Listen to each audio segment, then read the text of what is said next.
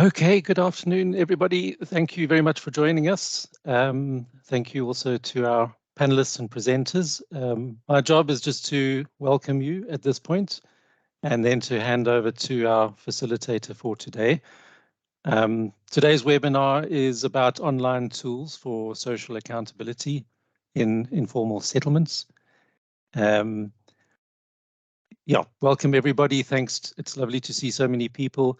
If you want to, you're welcome to put your details in the chat and also to post questions as we go. But I think Caesar will say more about that. This is part of an urban knowledge exchange series of webinars that are with the objective of just telling people what's out there in terms of knowledge platforms, increasing people's use and understanding of those platforms, helping the owners of those platforms to get feedback and have a sounding board for what they're doing, and to share knowledge between platforms as well. So that's the broader set of webinars. If you want to see the two previous webinars in this series, Dimakatsu will just put a link in the chat, and then you can see our webinar page and then we have recordings and information that's available about the previous ones. And then if you want to know more about future announcements, we are also doing a little bit of a mailing list campaign at the moment that you're welcome to come and join our mailing list, and so that you get information about future events. But yeah, with that, I'd like to hand over to my esteemed colleague, Nosizo Sebaki, who's going to take us through the program, introduce the speakers. Thank you very much. Thanks, Mark. And welcome everybody. It's really great to have you. Good to see you, Luzuko and Jens again today. Yeah, so this webinar, or the idea for it, we during COVID started to identify resources that we found useful, or that we thought, because I mean COVID was something that nobody knew anything about, and one of the platforms that we found really useful during that time was Asivigelane. So I'm hoping that that's a story that you'll tell, Luzuko.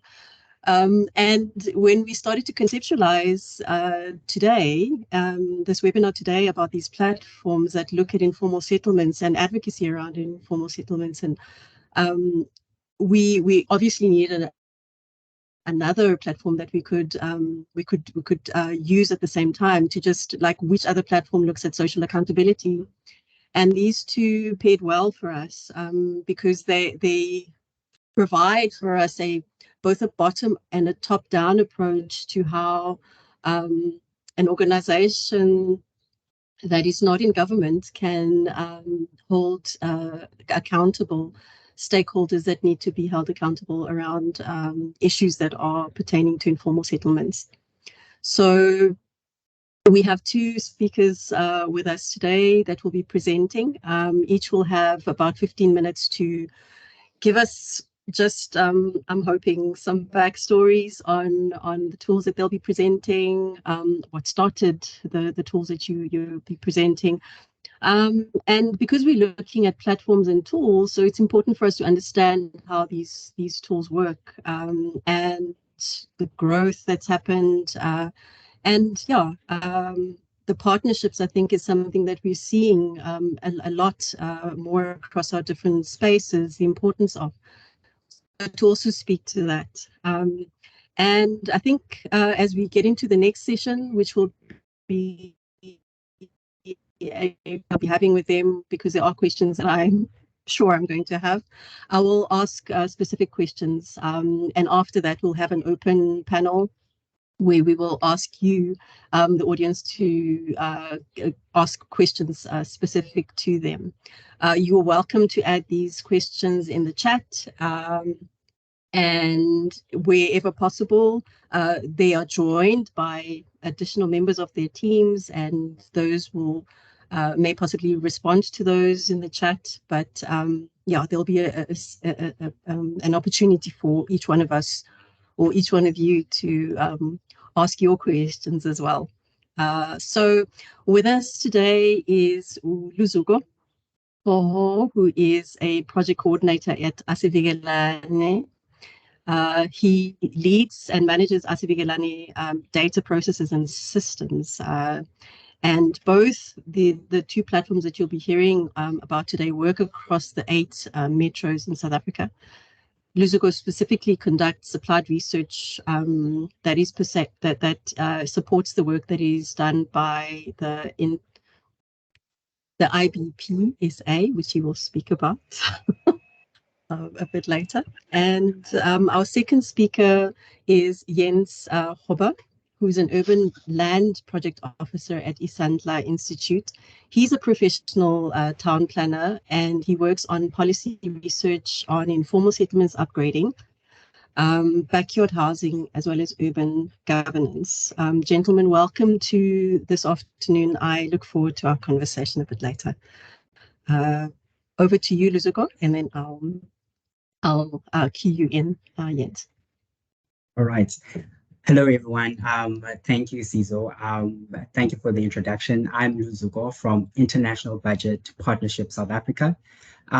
Without wasting any time, I'm going to jump straight to our presentation and tell you more about our backstory, how Asivigelane started, and how Asivigelane works, and the impact that we've done in the settlements that we work in, and so forth.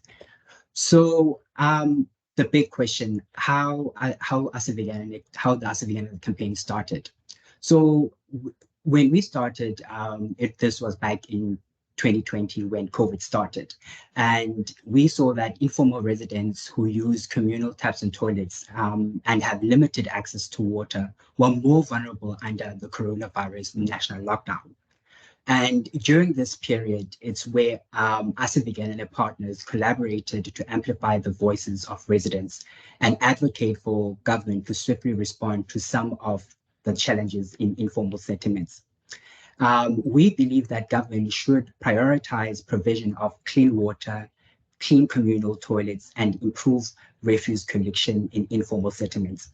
And overall, the aim of the project is to collect ongoing feedback and evidence from the residents on their challenges, specifically water, sanitation, and refuse removal. Asivigelane uses this data to engage municipal government in an effort to provide targeted and urgent service delivery. Our very first product that we produced when we started was a pamphlet to educate residents in informal settlements, residents that use shared communal taps and toilets.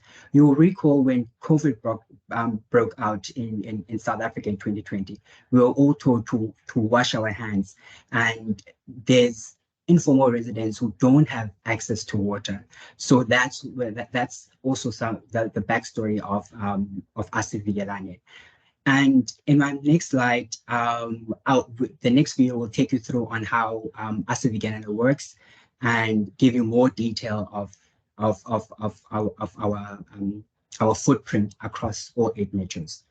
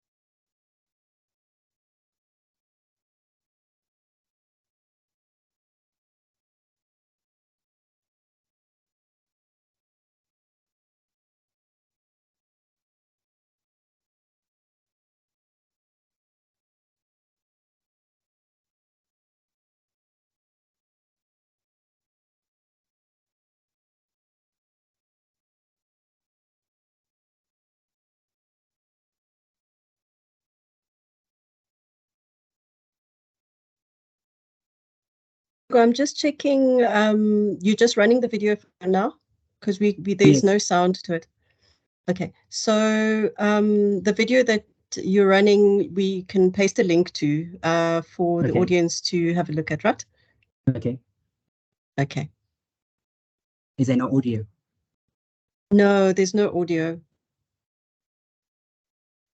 So maybe, can I suggest that you maybe freeze it at strategic points and then talk to what is in the slide? I think one has to set up your Teams as a setting if you want people to hear the audio on your side. Can we do that now?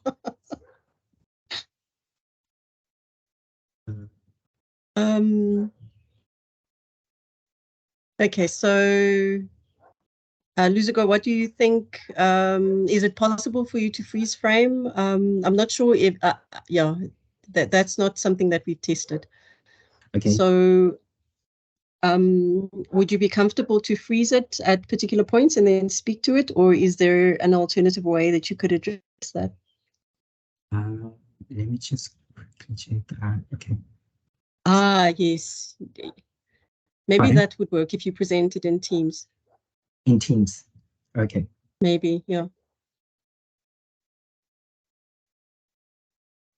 So that button that you were at there, just under your next to it, present in Teams, next to, just under your name. Yeah. Yeah. Top right. So I think it'll take too long to load. You have to preload present in Teams. We might just have to move on. Thanks. Okay. Okay, please. Sorry. Yeah. Sorry about that. Let me just go back to the presentation. Can you see the presentation on your side? Cesar? It's not in presentation. Yeah, now it is. Yes. Yes, I can. Okay. So I'll just go from the start, please.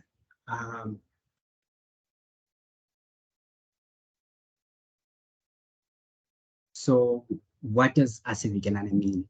Asivikelana means let's protect one another in isiZulu.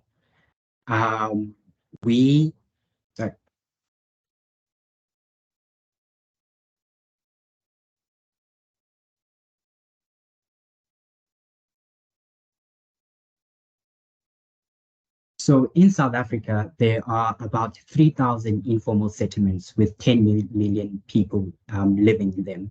And most of those residents face challenges of poor access to basic services, such as water, sanitation, and refuse removal.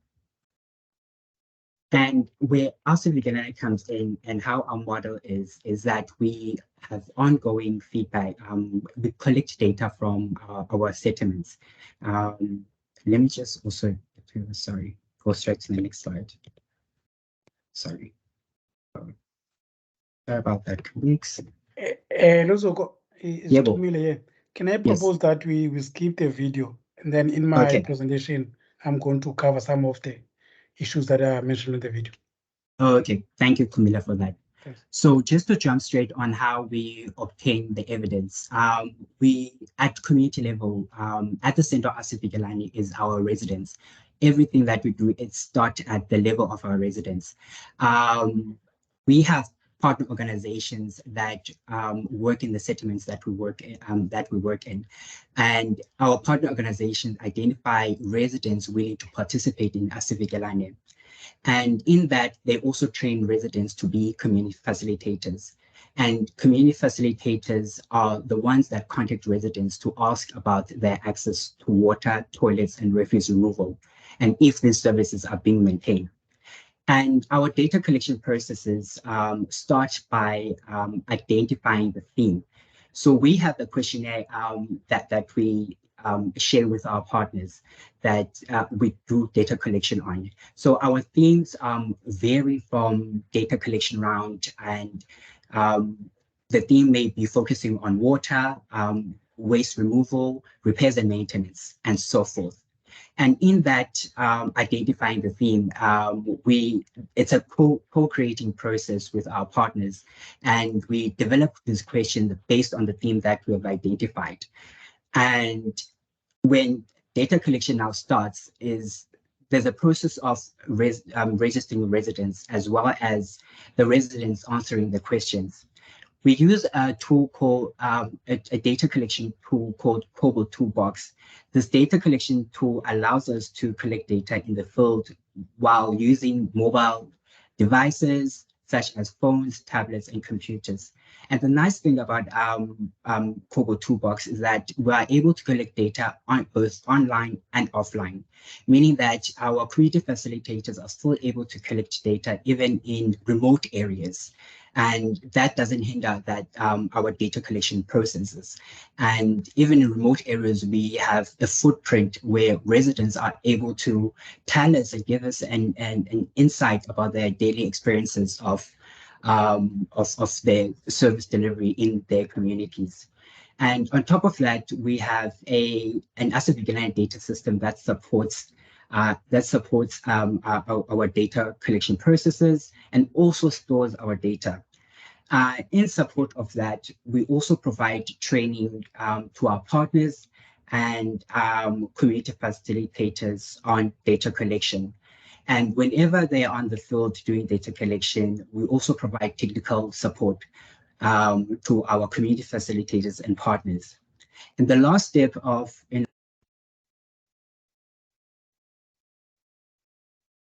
Sorry, you muted.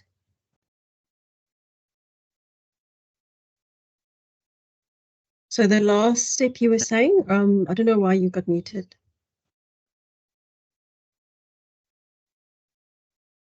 Okay, so just from the last step. Yes, and can you hear me now? Yes, I can. Okay, perfect. So the next step is that our research team then cleans the data. We also do verification of the data, analyze the data, and do report writing. With the data that we collect, we produce a national release. This was quite a special release that came about when one of the metros that we work in, city of Tshwane and also Mangaung, were busy with cleanup campaigns, and the settlements in these metros were facing challenges of waste removal. So our partners then started cleanup campaigns, and then we wanted to we then use that as our theme for that month of data collection, to see what's happening on the ground. And this release then paints a nice picture of us to see how waste removal looks like in the settlements that we work in. And so since the beginning of Asset Vigilante, we've had over 4 million impacts. So how we calculate our impacts is that, for example, a tap, an Asset Vigilante community facilitator or Asset Vigilante resident may report a broken tap, leaking tap, to a ward councillor or to the municipality. And then on that, when that one resident reports that service delivery issue, that leaking tap, it then has a ripple impact on the rest of the community. And that's how we have impacted across our settlements that we work in. And I've shown you the on-ground work, that the impact on the ground and how we collect data. We use this data also to identify systematic causes of service delivery failures. We understand that informal settlement residents are dependent on municipalities to provide them with basic services. However, most metros do not have specific service delivery policies for informal settlements. And we also find that there is a lack of budget transparency for informal settlement service delivery. And basic services such as chemical toilets, water trucks are provided by external contractors.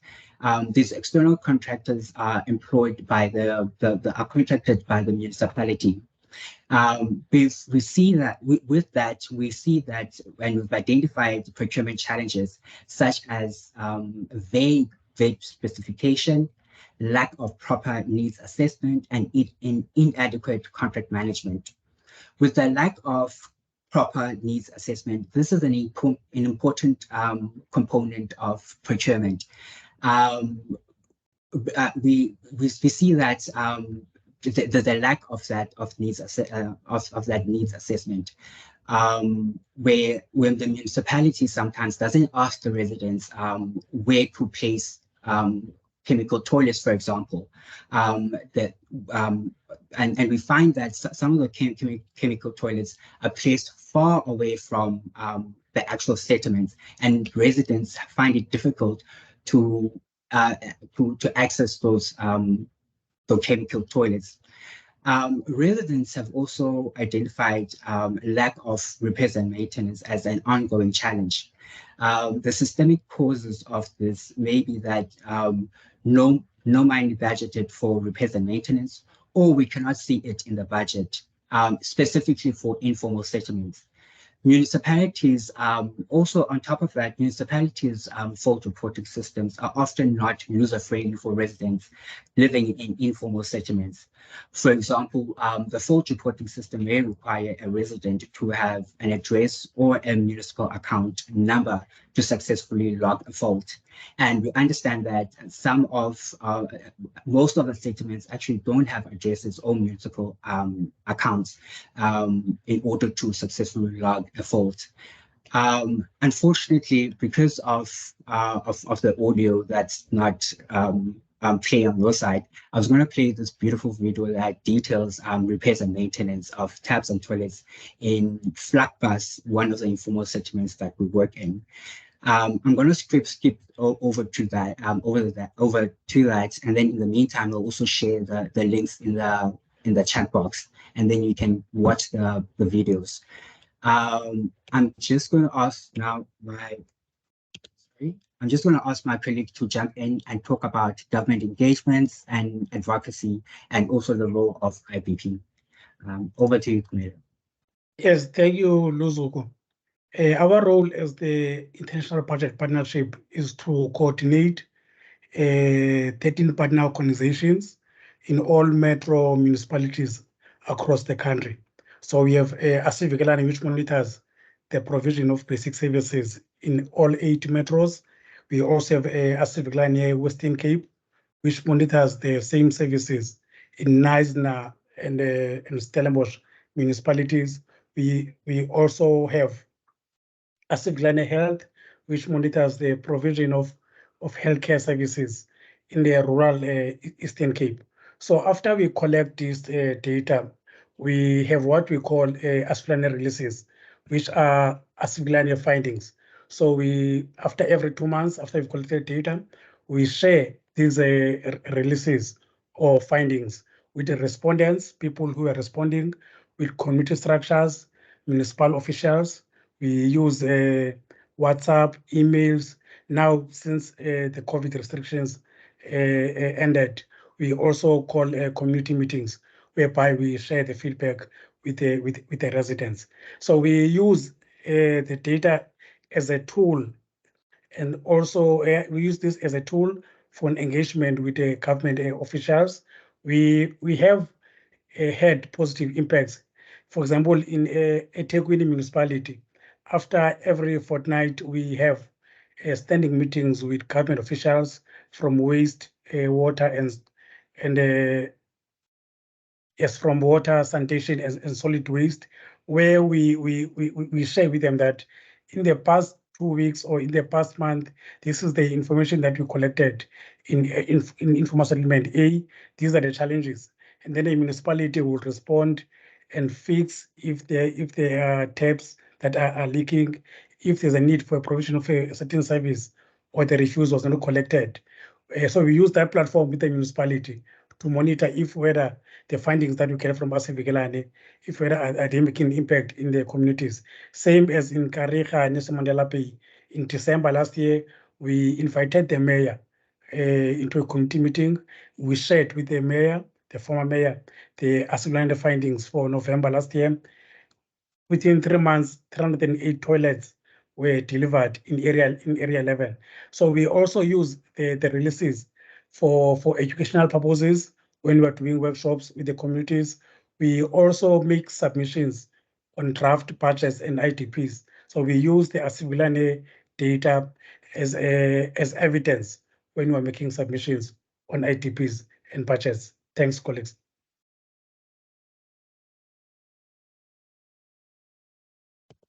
Thank you. I'm sorry I did not introduce you to Mesile, but the bio is in our chat. Thanks, Luzuko.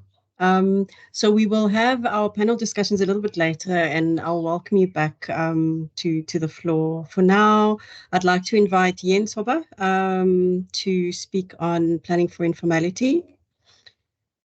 Thanks, Jens. Over to you. Thanks very much, Cesar. I'm just going to quickly share my screen.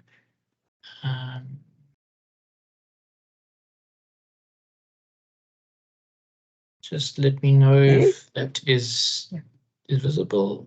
Okay, great. Thanks very much. Perfect. I'll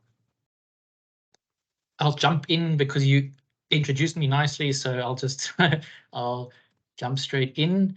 So just to show on this slide, like what the actual the planning for informality tool actually looks like if you land on that website.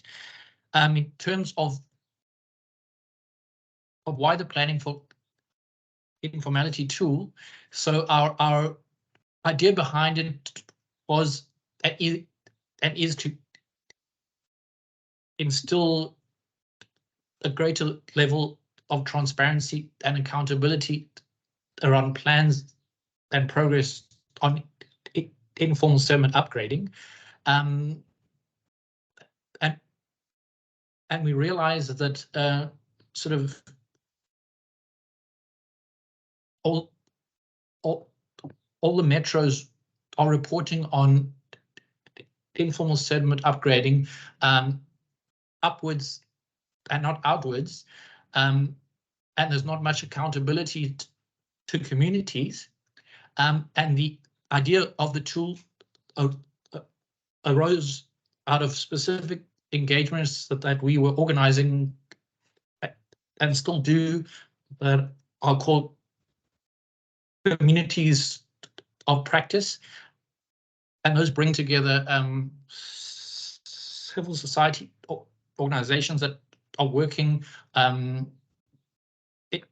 in the sector, and city representatives and provincial representatives. And since we're based in Cape Town, those are often sort of local sort of public sector representatives. And out of those engagements in 2014 and 2015, and our engagements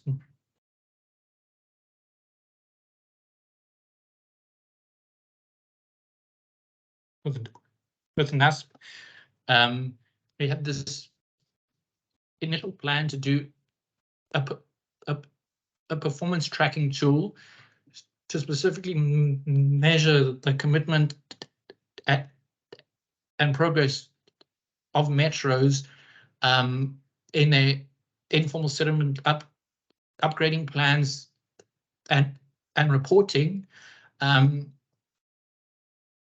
to augment this with social accountability to give a community voice on how they see progress in upgrading. And we realized actually, as Asivilane has pointed out in terms of that program, that it's almost impossible to access internal documents and data in the metros, and therefore we specifically focused or decided to focus on public documents like IDPs, SD BIPs, BIPs, annual reports and budgets, and all those other acronyms as an indicator of the commitment and progress of metros. Our intention is to make public data more accessible to more stakeholders, especially civil society, so that they can use those in engagements with metros. And as the more nuanced sort of internal approaches in metros to informal settlement upgrading aren't captured in documents, sort of our idea was, and we created a contribute function as part of the tool, so that officials could add their own inputs to kind of strengthen or add to the picture. And as part of the process of designing the tool, we drew on a reference group that consisted of NUSP and other public and CSO stakeholders. It's meant to focus on fostering just, equitable, sustainable, and democratic urban settlements, and as assessing sort of the specific commitments that metros have made in terms of national government targets to upgrade informal settlements, and it assesses all 8 metros and their progress in terms of this, and more recently in terms of sort of their progress on improving the quality or the conditions around backyard dwellings. And it's hoped that it will help users to gain a better understanding of the upgrading strategies in their cities, and also ultimately to advance a progressive human settlement agenda. So the potential users, I'll just run through this quickly, are government officials, civil society organizations, concerned citizens, and community leaders or members. The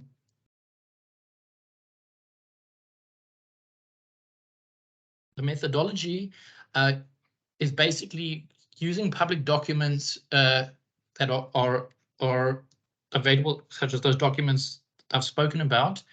What we do is we assess the policy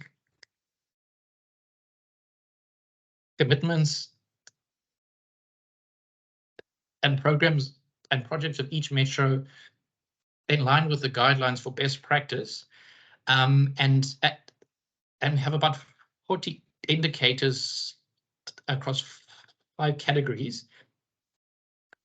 And we use a scorecard system to gauge the performances and commitments of each metro, and each category that then receives a specific score according to the evidence. If there's strong evidence or weak evidence or no evidence, and it's important to point out that it's not a qualitative assessment of the strategies. It's updated annually after all the core documents for that financial year have been released by the metros, and then it's updated after we've assessed all of those documents and completed the scorecards, and it involves a partnership with Open Cities Lab to develop and maintain the tool. This is just to give an indication of on what it looks like, sort of on the web tool, and some of the categories that we kind of assess the metros against. This is just an example of the data index, and as you can see, it indicates sort of each of the years that we've done the annual assessment, and you can get a kind of like an overview of the specific sort of progress or commitments over time, and in comparison to other metros. So as you can see, there's two examples of two specific indicators there, and if you click on the data index, it specifically takes you to the data set, which shows the source documents on which each indicator score is based. This is just an example of sort of under one of the categories, all of the other indicators. And as you can see on the bottom line, sort of the specific progress of all of sort of like the aggregate score in terms of progress of each of those cities is highlighted by sort of a pie chart, a little icon, and then you can click through to each city and see a progress breakdown in each of the main categories, that overall progress sort of indicator on the right, and the specific relative progress of each municipality against those indicators or categories. Then for each metro, there's a profile that explains sort of the housing sort of backlog in that city, and sort of any pertinent information or data to kind of just create an overview. And then like on that same page, you can have an sort of like you can get an overview of the demographics and key stats. Then we have a specific sort of section of the tool that's basically sort of it's a monthly insight. So it's a blog post that we produce every month that sort of deals with specific issues around informal settlement upgrading or backyard housing. It's often linked to sort of a topical event or sort of a specific issue that's come up either in the annual update or during the year, and it allows comments and we share those blogs on our social media platforms also. Then we have a contribute function, as I highlighted earlier, and that's specifically an opportunity for officials or anyone else to kind of sort of specifically give their input. For example, if they disagree with the assessment of their their progress, or sort of anything that we've specifically highlighted in terms of the assessments. And this is intended to kind of augment the limitations of upward reporting, because obviously there's an example then for officials to kind of is specific and qualitative sort of data or lessons. So in terms of the overall limitations and assumptions, obviously the tool is intended to strengthen transparency and accountability around these upgrading plans and strategies. It's only as good then as the data it's based on, and metros don't always include all the relevant data in the documentation that it is available, and it may appear that they've actually gone backwards if they specifically don't include data that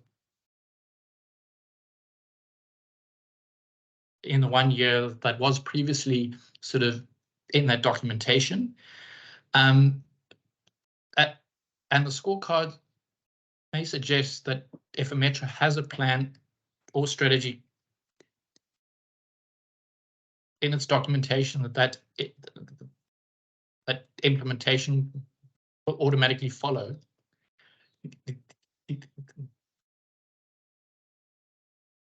The other element as a limitation is that officials aren't actually taking up the opportunity to augment the picture in terms of that contribute function, in sharing their specific sort of upgrading sort of detailed sort of stories or lessons, and an assumption about our tool is that civil society organizations would use the tool in advocacy and engagement with cities, and that hasn't really happened as expected. Sort of activating external stakeholders to either use the tool or augment it, and use the tool as a broader platform for knowledge sharing and debates specifically requires capacity, and that's capacity that as an organization we don't really have. Yeah, so in conclusion, notwithstanding the limitations, it's still a useful yardstick for gauging and assessing if metros are prioritizing incremental neighborhood development for informal settlements, and supporting the backyard housing sector. And we'd like to invite stakeholders to engage and use and contribute to the tool, because we'd like to deepen the debate and improve practice. And there's definitely an opportunity for civic actors and communities to kind of use the tool to critically engage metros on the commitments and performance. Thanks very much. And then that's our website. Please check out the tool. And if you have any other questions, even after the end of our panel discussion and webinar, you are more than welcome to contact us at those email addresses. Thank you very much, Jens. Yeah, at this moment, I'd like to invite Luzuko back and invite both of you, if you have colleagues that will be joining you in responding to the panel questions, if you can just invite them in. I leave it to you to say who you would like to have back on the panel. So the things that jump out of me is how your tools both are using data to make sense of issues. I mean, really, really complex issues in informal settlements. And you make sense of these for different stakeholders. And I think both of you have touched on the different stakeholders that you use this data to inform. I liked what you said, Jens, just now about reporting outward, that there's this trend of reporting upward and not outward. And when I look at that, I think what, and Luzuko, you'll correct me, that what Asivigelane is doing is it's taking the outward and it's almost flipping it up to feed into that upward reporting that is happening. Jens just said now about how so the expectation that they had of the tool. And I'm curious, Luzuko, from you, if there were expectations that you had of what Asivigelane would do, and whether those have been met, those expectations, and yeah, I'm curious to hear where it's not working quite as you had expected. I actually have, I think we have our partner organization here that also works in the ground. I'd actually, I think Shumani and Bafana and my colleagues also to just jump in and also contribute to the discussion. So our expectation, I think my perspective is that we needed to amplify residents' voices, and we needed to empower residents to hold municipality and government accountable. We understand that our informal settlement residents are dependent on municipalities to provide service delivery to our informal settlement residents. In terms of that, in terms of Asivigelane, we are still growing. We are at this point, I would say we have amplified our residents' voices. We empowered our residents to understand municipal for engagements, to use the Asivigelane tool to give us an understanding of their daily experiences on the ground in terms of accessing water, sanitation, and toilets. So I'll also invite in Camille, Shumani, and Bafana to also give their perspective of where we are as Asivigelane. Yes, thanks, Luzuko. To respond to Sizo's question, one biggest challenge is the systemic changes that we'd like to see in the metros that we don't currently see.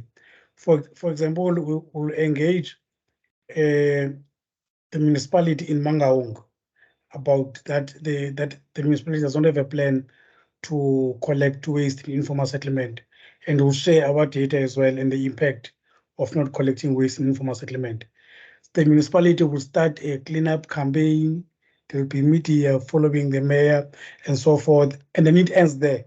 So, but what we would like to see is for the municipality to develop a schedule for the collection of waste in informal settlement. So our biggest frustration at the moment is that in as much as we do see these impacts, but our data is not yet transforming into systemic changes into the municipal systems. So that's what we want to influence as a Asivigelane campaign. Thanks. Thank you. Okay, Okay, so Jens, one of the things that you said was in the assumptions and the limitations of the tool, you mentioned that officials are not taking the information that you've generated. And I think this links well from what Asivele has just said, that they're not taking this information and augmenting it into their reporting and just the lessons that they've learned, and implementing it or applying into what they implement.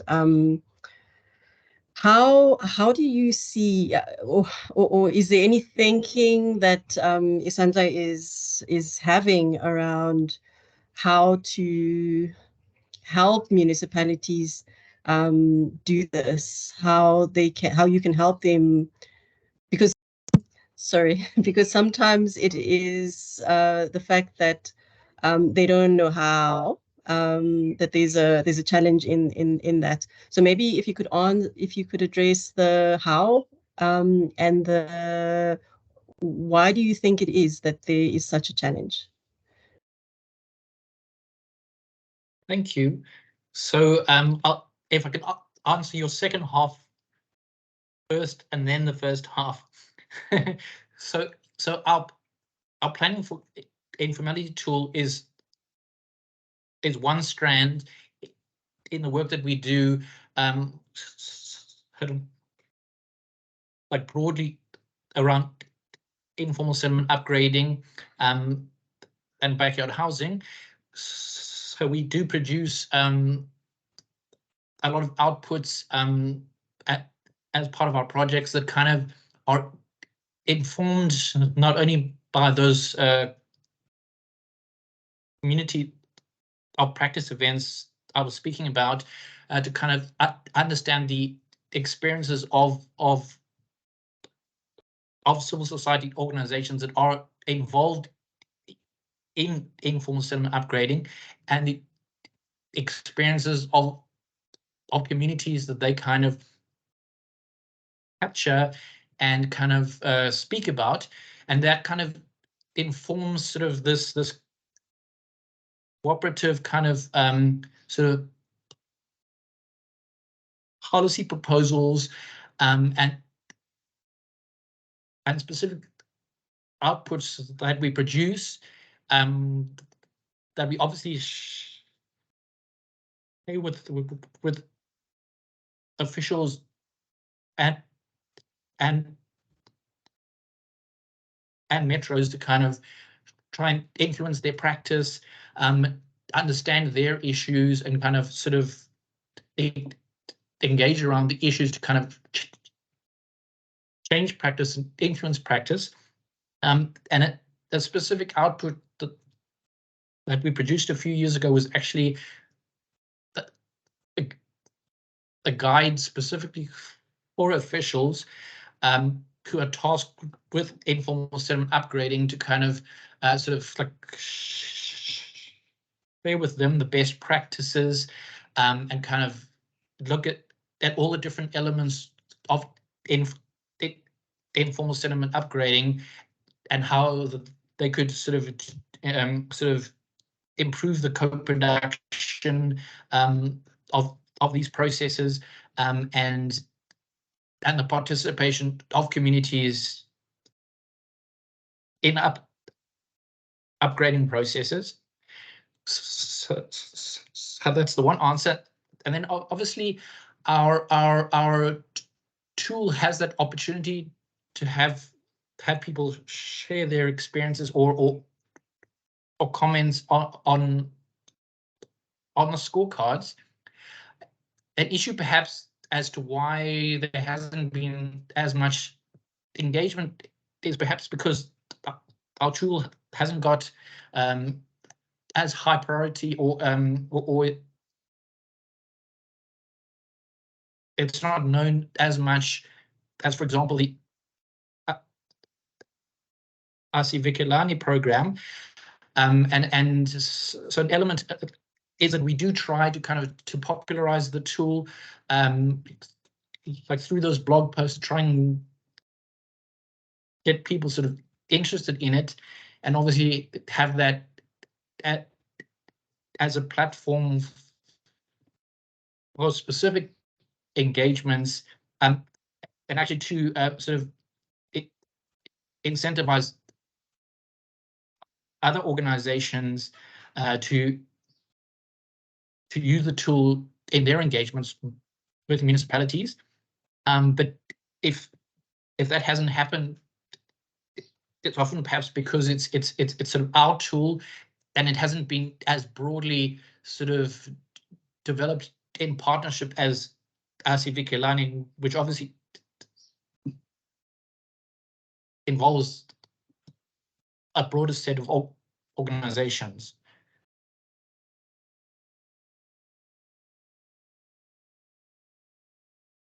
Sorry, I remember the guide that you referred to just now. It is beautiful. And I don't know if it's something that is still available as a PDF in some way.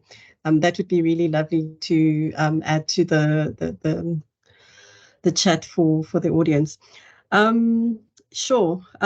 So this idea of partnering or partnerships, I think, is quite strong coming across both of the tools. You mentioned that you partnered with OPC. Now I can't remember what that stands for, but I just remember that it's your partner that helps you with the maintenance and the management, I guess, of the website.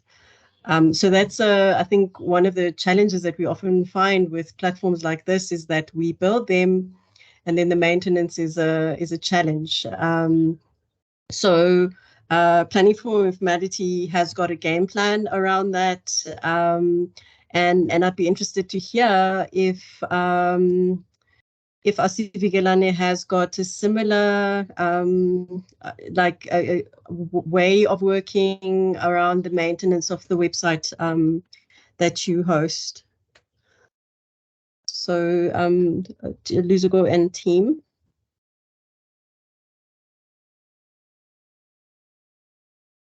Okay, maintenance of the website. So we use a tool called Kobo Toolbox for our data collection, and it's a humanitarian platform. It cost you could sign up for free, and now it has a subscription fee. The nice thing about it is that it provides functionality for our data collection, for the questionnaires that we develop. We are able to ask residents to share their GPS coordinates in the questionnaires. They're able to upload pictures and videos. So with the questions that they answer, they can attach evidence to that. We can literally see in real with the evidence that they provide. We ask them if there's app was refuse collected in the last 7 days, and they can attach a picture to that, and we share that evidence on our social media platforms.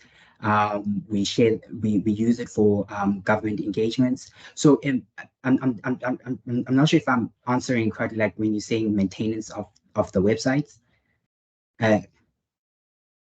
Yeah. So that's just our process of our of the tool that we use on Kobo, and also the nice thing about Kobo is that it's also available on app, and residents can also there's different ways that partners do collect data. Some of them do it in physical form now that COVID restriction have been, yes. and also they now they go in person asking residents the questions. Some of them send the questions via WhatsApp, but they at the end of everything goes back to the Kobo dashboard where everything is captured there. And then in our uKESA webs, and then the data from the Kobo we upload it to our website, and that's where we clean the data and verify the data and do fact checks of the data and generate reports. The uKESA tool is just unique to uKESA. We've had to build it to support our data collection processes, and also to keep track of our data from time to time. So we were able to see the progress that we're making in each round of data collection. We can see increasing residents. We can see increasing in municipality, in partner organizations, increase in number of informal settlements, and so forth. So that's the unique tool that we use for Asifikelane.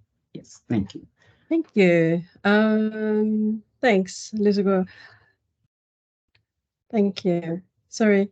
So I'd like to then maybe invite one of your partners to speak specifically around how this tool it fosters or promotes community participation for informal settlement improvements. Like, what have they seen on the ground? Like any practical experience that they have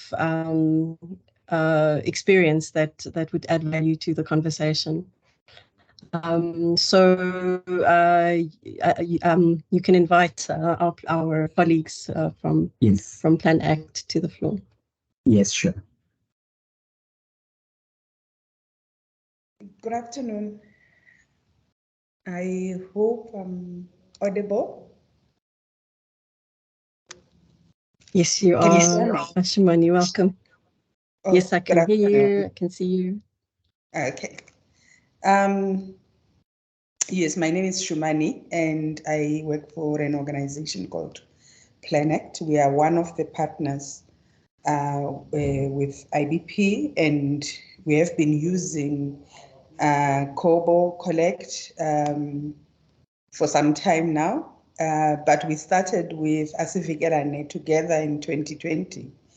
And it was a build-up from the work that we have been doing together with IBP around social audits. That was a platform where we use to collect data physically and collect evidence physically before COVID. So Asifikelane came as a very good, in an opportune time when we had COVID, when like Luzuko indicated and Kumile. So we have seen that the use of Asifikelane's platform became much more instrumental when people couldn't come together, but because we had technology. So communities used to participate in meetings, used to participate in monitoring their services physically, so when we were using social audits. But when we had to do it remotely, we started using platforms like your cell phone, your WhatsApp. We had to have meetings through, and I know Zoom came in a bit later on, but we would have those meetings to make sure that we are connecting. So for us, public participation never ceased, even during that time. And you would remember that there was also, government also opened up the platform where they wanted civil society to bring information. We saw that participation through Asifikelane campaign and collection of that data, and the use of those reports, going into the platform that government, the Minister of Water and Sanitation at the moment, at the time, opened for civil society. That information helped a lot, because one, we saw a bit of response, emergency response happening, where we were saying people don't have enough water, people are queuing for long time to get water from those one point of water tanks. And we saw the metros responding. And communities could start to realize that our participation is making this real and it's making it happen. And that's why we were able to mobilize more. Because when we started, it was very few people that we know then. A number of partner organizations will be calling their people to say, we need you to respond to these questions, send us pictures, do this. But when people start seeing results on the ground, water coming in consistently, and you know, toilets being cleaned consistently, they started mobilizing more people, and then even more communities were mobilized. Hence, we are able to showcase how far and wide we are. And I think one of the biggest things that we also saw was the level of information that we were able to share, not only about COVID itself, but also about the services, because we didn't stop only collected data, but we also shared the results and shared the information. And we also shared information about why are these things happening the way they're happening. Of course, there are communities that knew about how they get these services as an outsourced service. What does it mean? What procurement mean and all that. But we had to build up on the issues around their municipal plans, to build up municipal budgets, you know, encouraging communities to start doing submissions, literally adding when they are called for a public meeting. When you go into some of those meetings where there are residents who belong to Asivikelane, you will hear the difference, because with the information that they have, they don't just say things randomly. They are able to say specifically, we have seen your budget, your draft budget. It doesn't say anything about our community. It doesn't say anything about informal settlements. Or we've seen you in your budgets, there is 1, 2, 3, but this is what we want. And they are very coherent, they are very specific, because they have interacted with that information. So that's how Asivikelane as a campaign and the use of collecting data, because the data also, as Luzuko indicated, we would have themes where we ask different questions every time, and it helps us to build, you know, the whole body of work. Of course, Khumile spoke about our target to see systems change within the municipality. But the good part of it is we have our community participants who are very much clear now, who are very specific in their demand. When they talk to their councillors, they've got the confidence now, because they know that the councillor cannot take money from his pocket and bring them water. That one they understand. But when they speak to him, they are able to indicate what is the problem, and they are even able to suggest solutions sometimes when they know. We've got community participants, and especially our community facilitators that are working with groups of people who are able now to use these reports and go to the depot. You know that different metros are structured differently. So most of the spaces where we are working, there will be a depot level where in that depot you have your immediate workers who have to respond if there is something that needs to be done. You have the contractors that have been contracted for these outsourced services. We have our community members now, not pelting them with stones, not shouting at them to say, we don't want you here, but talking to them to say, look, we can help you for you to give us a better service. We are here. We are monitoring what you're doing. We see 1, 2, 3, and we wish you can do it differently. And I think some of the interactions has helped a lot, because we have seen people coming in to defend the infrastructure, the legal services that they are getting, because they understand the value. of that, and they understand where it comes from, because of understanding the whole municipal budget processes and understanding, because I mean, if they were not participating through uFikelani, it would have been difficult for them to understand. And we know that there are other platforms out there. But I mean, we have, as partner organizations, some of us have been in the game working with informal settlements for a very long time.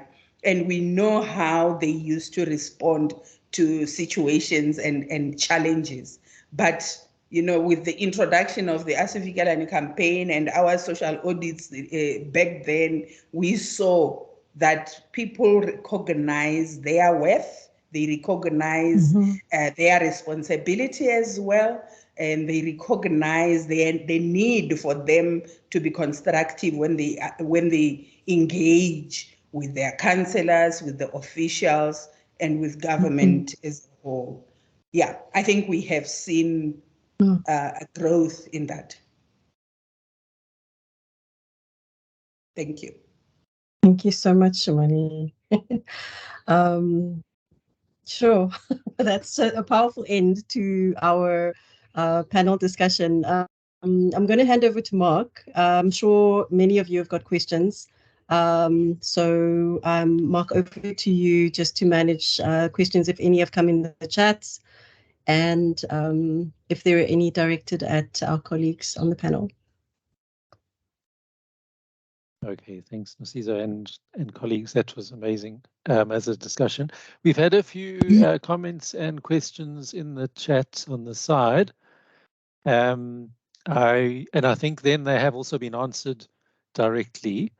But could I just open to the floor then and see if there are any questions that people would like to pitch directly into the meeting, and then and if you can say who you are and who you're directing your query to. Okay, open to the floor. If you just switch on your camera and mic, or just your mic, whichever you're comfortable with.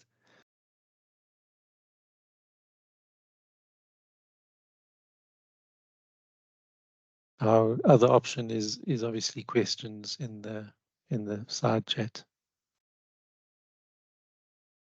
And also anybody else that didn't speak much on the panel can also add any comments they'd like to.